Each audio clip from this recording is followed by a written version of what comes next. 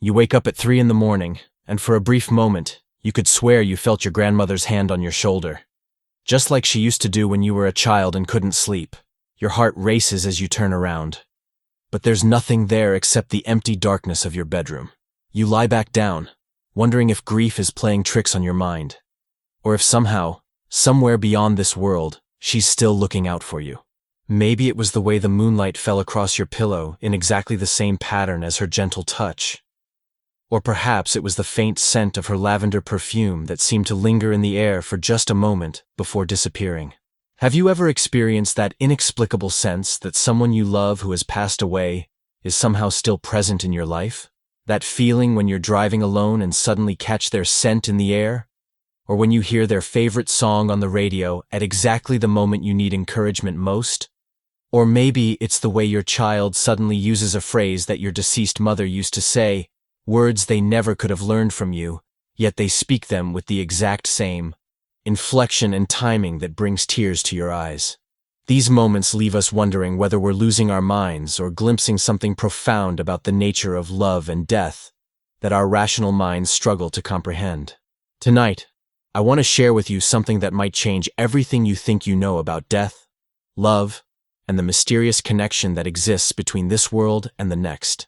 Saint Ignatius of Loyola, the founder of the Jesuits and one of history's most profound spiritual guides, experienced something so extraordinary during his lifetime that it challenged everything the world believed about the boundary between life and death. What he discovered about the communion between souls might be the most comforting truth you'll ever hear, and it might explain why millions of people throughout history have had experiences exactly like the one that woke you up at 3 in the morning. The story begins in a small hospital room in Rome in the year 1556. Ignatius lay dying, surrounded by his closest companions, when something remarkable happened that would be recorded by multiple witnesses and documented in the official records of the Jesuit order. As his breathing grew shallow and his earthly life began to fade, those present reported that Ignatius began speaking to people who weren't visible to anyone else in the room. But these weren't the confused utterances of a dying mind. His words were clear, purposeful, filled with joy and recognition. Father Polanco, his secretary and closest confidant, wrote in his detailed account that Ignatius's face would suddenly light up with recognition, and he would begin conversations as if greeting old friends who had just entered the room. He was greeting old friends, mentors who had passed before him, fellow Jesuits who had died in service to God, and most movingly, his own mother, who had died when he was just a teenager. The witnesses later testified that they could see Ignatius's face transform with each encounter, lighting up with the same expression you see on someone's face when they're reunited with a beloved family member after a long separation. Father Ribadeneyra, another eyewitness, noted that Ignatius would sometimes laugh with delight, other times would nod seriously as if receiving important information, and occasionally would extend his hand as if to embrace someone only he could see. What makes this account so compelling isn't just that it was witnessed by multiple people of unquestionable integrity, but that it perfectly aligned with everything Ignatius had taught throughout his life about the invisible connections that bind souls together across the veil of death. These men were scholars, theologians, and careful observers who had spent years studying the supernatural. They knew the difference between delirium and spiritual experience, and they unanimously testified that what they witnessed was unmistakably the latter. But perhaps the most touching detail recorded by these witnesses was that in his final moments, Ignatius spoke his mother's name with such tenderness and joy that several of the men present were moved to tears, recognizing that they were witnessing a reunion that had been decades in the making. You see, most of us have been taught to think of death as a wall, an impenetrable barrier that separates us forever from those we love. We're told that when someone dies, they're gone, period. End of story. We might hope for some distant reunion in a far-off heaven, but for now, in this life, we're supposed to accept that death means permanent separation. Our culture has convinced us that any experience suggesting otherwise is wishful thinking, psychological projection, or even unhealthy attachment that prevents us from moving on. We're encouraged to cherish memories, but not to expect any real, ongoing connection. We're taught to find closure, as if love were a business transaction that could be neatly concluded with a final accounting. But Ignatius discovered something radically different through his deep prayer life and mystical experiences that spanned over 2 decades of intense spiritual seeking. He learned that death isn't a wall at all, but rather a doorway, and that the love-connecting souls doesn't simply vanish when someone's heart stops beating. Instead, it transforms, becomes more refined, more spiritual, but never disappears. This understanding came to him not through theological speculation, but through direct personal experience during what he called his spiritual exercises, those profound prayer encounters where he learned to perceive reality beyond the physical senses. During these periods of deep contemplation, often lasting hours at a time, Ignatius would enter into states of prayer so profound that he reported losing awareness of time and physical surroundings. In these mystical states, he encountered not only the presence of God, but also the ongoing reality of souls who had passed from this life into eternal communion with the divine. He described these encounters with the precision of a scientist documenting a repeatable experiment, noting the specific qualities that distinguish genuine spiritual experience from imagination or wishful thinking. What emerged from years of these encounters was a comprehensive understanding of what he termed the communion of souls, a spiritual reality in which love creates permanent bonds that transcend physical death and continue to operate according to divine laws that govern the invisible realm. What Ignatius understood about the afterlife was revolutionary for his time and remains transformative today. He realized that when we truly love someone, we create what he called spiritual bonds that transcend physical death. These aren't just comforting metaphors or wishful thinking. According to Ignatian spirituality, these connections are real spiritual realities that continue to exist and even grow stronger after physical separation. Think about it this way. When you love someone deeply, that love doesn't just exist in your physical heart or brain. It becomes part of your soul, part of who you are at the deepest level. It changes your very essence, writes itself into the fabric of your being in ways that cannot be erased by physical death. When that person dies, their physical presence is gone, but the soul connection, the spiritual bond you've created together, remains intact.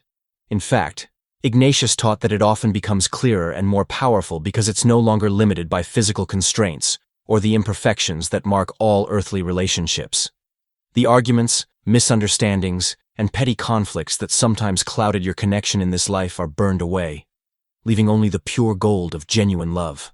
Ignatius described this process using the metaphor of refining precious metals. Just as gold becomes more beautiful and valuable when impurities are removed through fire, so the love between souls becomes more perfect and powerful when freed from the limitations of physical existence. He taught that in the spiritual realm, love operates according to different laws than those governing material reality. Distance becomes irrelevant, time ceases to be a barrier, and the ability to be present to those we love is no longer constrained by having only one physical body. This means that your deceased loved one can somehow be present to multiple family members simultaneously, can transcend geographical boundaries to offer comfort, and can operate outside the normal flow of time to be available precisely when their presence is most needed. This understanding explains why so many people report sensing their deceased loved ones at crucial moments in their lives. It's not imagination or wishful thinking. According to Ignatian spirituality, these experiences happen because love creates permanent spiritual pathways between souls. Your grandmother didn't stop loving you when she died. Your father who passed away last year didn't forget about your struggles and dreams. The friend you lost too soon didn't lose interest in your happiness. Instead, freed from physical limitations, their love for you has become more pure, more focused, more able to reach you when you need it most. They're not bound by space and time the way we are, so they can be present to you in ways that might seem impossible, but are actually expressions of the deepest spiritual laws governing the universe. Consider the mother who dies leaving behind young children. According to Ignatian teaching, her maternal love doesn't simply vanish, but becomes purified and strengthened. She continues to care about her children's well-being, their education, their future relationships, their spiritual growth. She may not be able to physically comfort them when they're afraid, but she can somehow arrange for the right person to appear at the right moment with exactly the words they need to hear. She can't tuck them in at night, but she might send them peaceful dreams or help them feel safe in ways that go beyond ordinary explanation. This isn't supernatural interference in the normal course of events, but rather the natural operation of love that has been freed from physical constraints and united more perfectly with the divine love that governs all creation. Ignatius taught that when souls enter into eternal life, they don't lose their individual personalities or their specific love for particular people. Instead, these characteristics become perfected and harmonized with God's own love, making them more effective, not less, in caring for those they've left behind. I want to pause here for a moment and ask you something that might touch the deepest part of your heart. Have you ever felt guilty for wanting to sense your loved one's presence, as if somehow missing them or hoping they're still connected to you might be wrong or unhealthy? Have you ever been told to move on or let go in a way that made you feel like your ongoing love for someone who died was somehow inappropriate? If you're nodding right now, I want you to know that your longing for connection isn't something to be ashamed of or overcome. It's actually a recognition of something true and beautiful about the nature of love itself. If this resonates with your heart, I invite you to share it in the comments. You can simply write "Love never dies," and if you feel comfortable, tell us about a moment when you felt your loved one's presence. Your comment could be exactly what someone else needs to read today to understand that their experience isn't crazy or pathological, but actually a glimpse into the deeper reality of spiritual connection. Sometimes, sharing these intimate experiences of love that transcends death helps create a community where people feel safe to honor both their grief and their hope. Ignatius discovered through his own mystical experiences that those who have passed into eternal life don't lose their capacity to care about us. Instead, they gain new ways to express that care. They're no longer limited by physical presence, so they can be with us in our moments of greatest need, even when we're not consciously aware of their presence. This is why so many people report feeling sudden peace during times of crisis, unexpected guidance when facing difficult decisions, or inexplicable comfort during periods of deep sorrow. These aren't coincidences or psychological projections. According to Ignatian spirituality, they're the natural result of love that has been purified and strengthened by passage into eternal life. But here's what makes Ignatius's understanding even more beautiful. He taught that this connection isn't just one way. Yes, our loved ones who have died can somehow be present to us and influence our lives in positive ways, but we can also continue to express our love for them in meaningful ways that actually reach them. This is why prayer for the dead isn't just a religious ritual, but a real spiritual activity that maintains and strengthens the bonds of love. When you talk to your deceased spouse while looking at their photograph, when you visit their grave and share what's happening in your life, when you light a candle and remember them with gratitude, you're not just comforting yourself. You're participating in a real spiritual communion that brings joy to them and healing to you. Ignatius experienced this reality most powerfully during his practice of what he called contemplation in action. This was his way of remaining connected to the spiritual realm, even while engaged in daily activities. He discovered that the presence of God wasn't confined to churches or prayer time, but could be found everywhere, including in the continuing presence of those who had died and entered into fuller union with God. He often spoke of feeling accompanied by saints and loved ones who had passed away, not as ghosts or spirits in the popular sense, but as companions on the spiritual journey who had simply moved ahead to the next stage of existence. This understanding completely transforms how we think about grief and loss. Instead of seeing death as the end of a relationship, Ignatian spirituality invites us to see it as a transformation of that relationship. The love remains, the connection continues, but it takes on new characteristics. Your loved one can no longer hug you physically, but they might send you comfort through a sudden feeling of peace.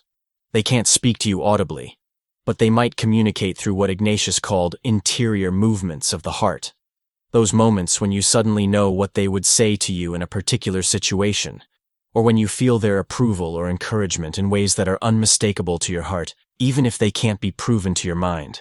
What's particularly comforting about Ignatius's perspective is that it doesn't require you to have dramatic mystical experiences to benefit from this ongoing connection. You don't need to see visions or hear voices. The communion between souls often happens in very subtle ways that are easy to miss if you're not paying attention. It might be the way a certain song comes on the radio just when you need to remember your loved one's strength. It could be finding their favorite flower blooming unexpectedly in your garden. It might be the way your child suddenly displays a gesture or expression that perfectly mirrors their grandparent who died before they were born. These small but meaningful experiences aren't coincidences. They're the gentle ways that love continues to flow between souls across the boundary of death. Ignatius also understood that this ongoing connection serves a purpose beyond comfort. Our loved ones who have passed away continue to care about our spiritual growth and happiness. They want us to become the people we were created to be, to find peace and purpose in this life, and eventually to join them in the fullness of eternal joy. This means that sensing their presence often comes with a gentle encouragement toward healing, forgiveness, love, and growth. If your deceased mother appears in a dream, she's not there to keep you stuck in grief, but to remind you of the love that surrounded you and to encourage you forward into life.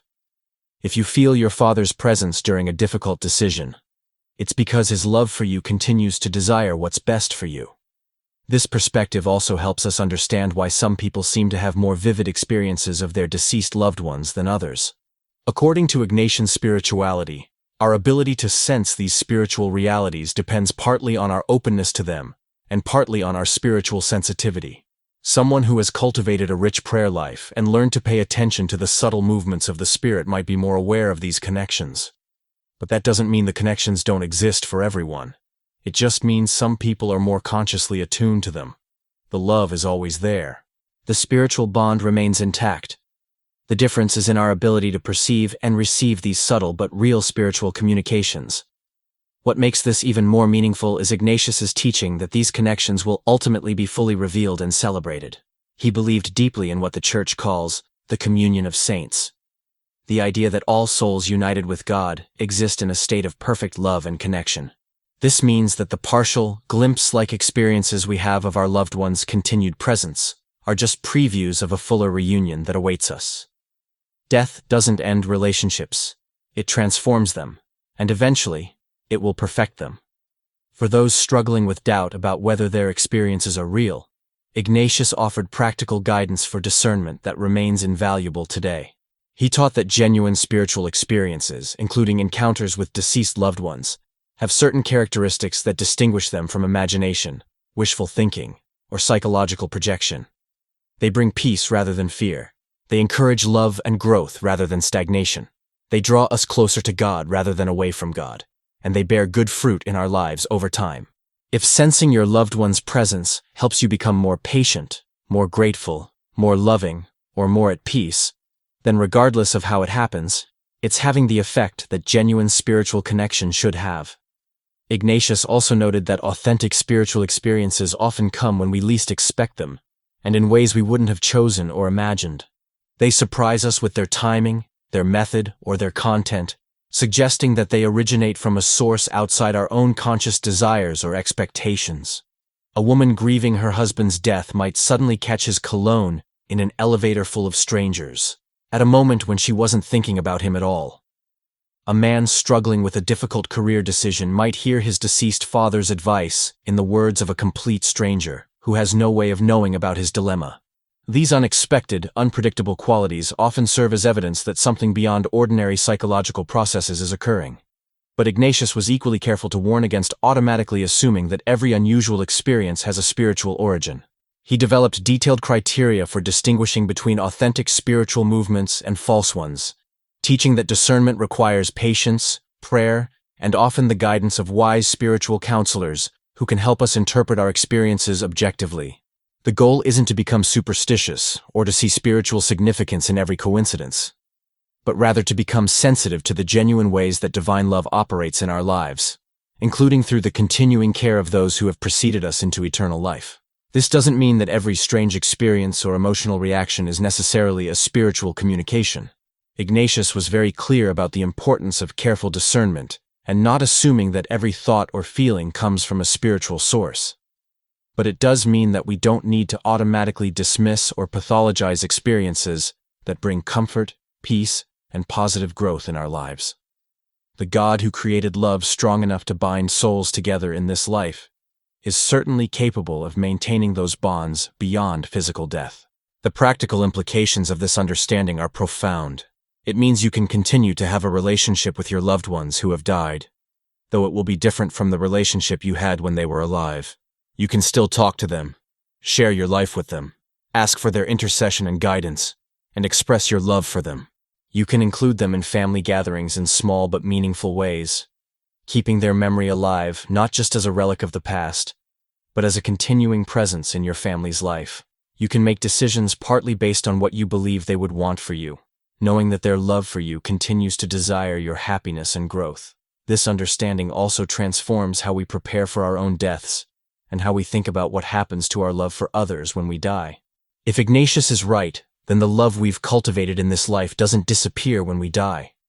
Instead, it becomes purified and perfected, freed from all the limitations and selfishness that marked it in this world. The love you have for your children won't end when you die. Instead, it will become more perfect, more focused on their true good, more able to reach them when they need it. The gratitude you feel for your spouse won't vanish when your heart stops beating. It will become part of your eternal joy, and your joy will somehow be part of theirs. This means that every act of love in this life has eternal significance. Every moment of tenderness, every sacrifice made for another's good, every gesture of affection creates spiritual bonds that death cannot break. The time you spend listening to your elderly parents' stories isn't just kindness in the moment. It's building a connection that will transcend their physical death. The love you pour into your marriage isn't just making your current life more beautiful. It's creating a spiritual bond that will endure beyond the grave. The care you show your children isn't just raising them well. It's establishing connections that will continue to bless them long after you're no longer physically present in their lives. What Ignatius discovered in his own spiritual journey was that recognizing these continuing connections doesn't make us less engaged with this life, but more so. Knowing that love transcends death doesn't make present relationships less precious, but more so, because we understand their eternal significance. It doesn't make us morbid or overly focused on death, but rather helps us appreciate the profound reality of love that makes life meaningful. When you understand that the love connecting you to others is stronger than death, every interaction becomes more significant. Every expression of care becomes more valuable. Every moment of connection becomes more sacred. For those who are grieving recent losses, this perspective offers hope without denying the reality of pain. Grief is still real and necessary. The sadness you feel when someone dies isn't wrong or something to be quickly overcome. It's the natural response to a real loss. Your loved one's presence is different now, and that difference involves real loss that deserves to be mourned. But Ignatian spirituality suggests that grief doesn't have to include despair about permanent separation. You can miss someone's physical presence while still believing in their continuing love and connection. You can be sad about not being able to talk to them in the same way while still finding comfort in subtler forms of communication. You can acknowledge the pain of loss while still remaining open to the possibility of ongoing spiritual connection.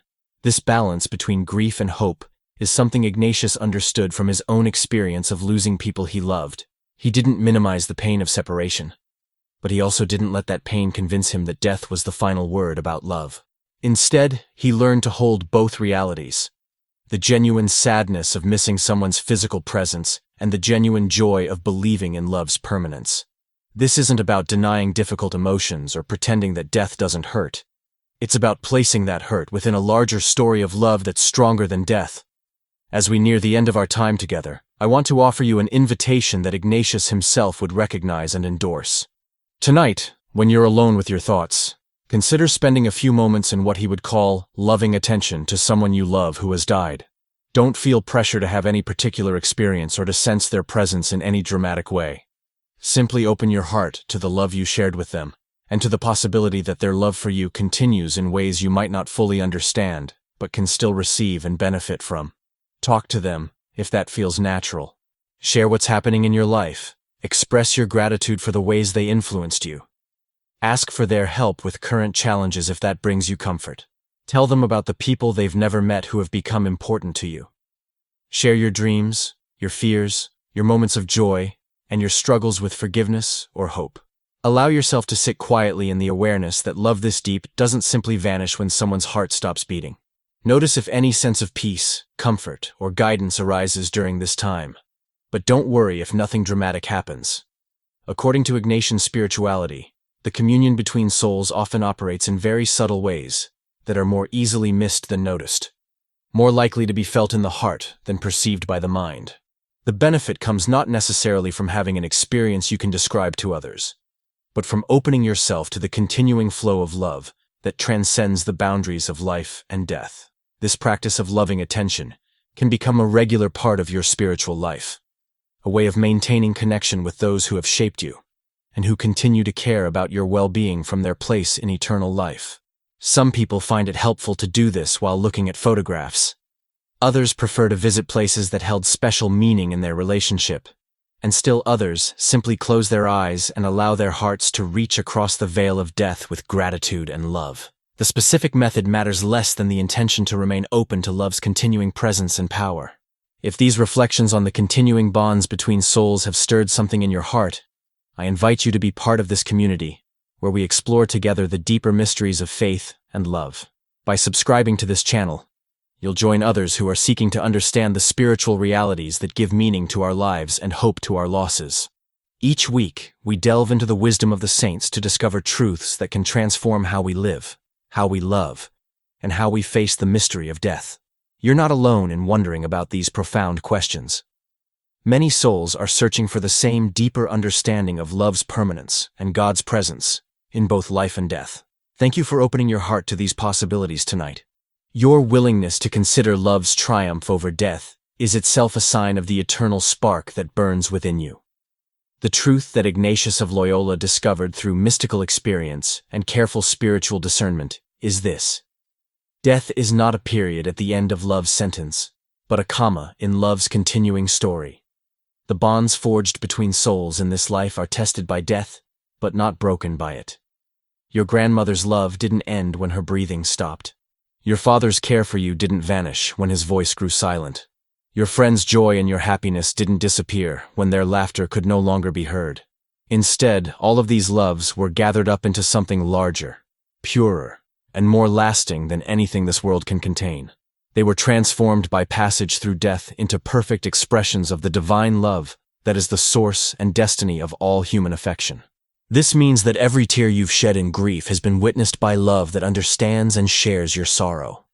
Every moment when you felt alone and abandoned has been accompanied by presences you couldn't see, but who never stopped caring about your well-being. Every time you've wondered whether your life has meaning or whether anyone truly understands your struggles, you've been surrounded by the invisible support of those whose love for you has been purified and perfected by union with eternal love itself. Ignatius would want you to know that this isn't just comforting theory, but spiritual fact verified by centuries of mystical experience and confirmed by the deepest teachings of faith.